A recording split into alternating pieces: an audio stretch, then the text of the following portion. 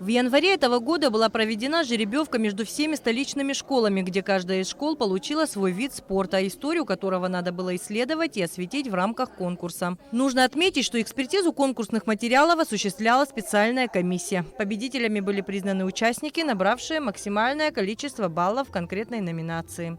Эта идея возродилась, потому что в течение 2 лет у нас выпало преподавание физкультуры, и во всех наших школах тренерская работа тоже она выпала в связи с тем, что дети не ходили в школу. Мы благодарны родителям, которые так готовились тщательно, готовили своих детей.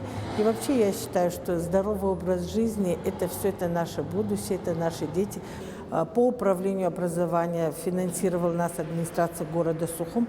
Приобретены спортивные костюмы для того, чтобы в памяти у наших детей, чтобы летом занимались спортом. По словам директора второй школы Ирины Павирскер, подобные мероприятия благотворно влияют на спортивное развитие школьников. Когда нам достался баскетбол, вы не представляете, как мы были рады, потому что слава абхазского баскетбола, большая часть – это история нашей средней школы номер 2 имени Пушкина. Мы готовились в течение месяца, было очень много мероприятий, мы по параллелям разделили каждый, кто какую лепту вносит в этот конкурс. Вы можете увидеть вот эти поделки учеников начальных классов. Немного постарше делали рисунки. Мы готовили презентацию, проводился мастер-класс, проводились веселые старты среди детей с элементами баскетбола. То есть весь этот месяц был насыщен спортом. По итогам конкурса первое место заняла вторая столичная школа, которая подготовила материалы по баскетболу. Второе место у 14-й школы, подготовившей историю о вольной борьбе.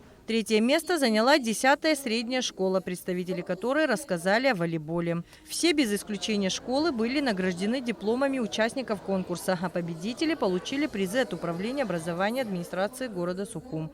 Адица Сагария, Арина Гухава, Абхазское телевидение.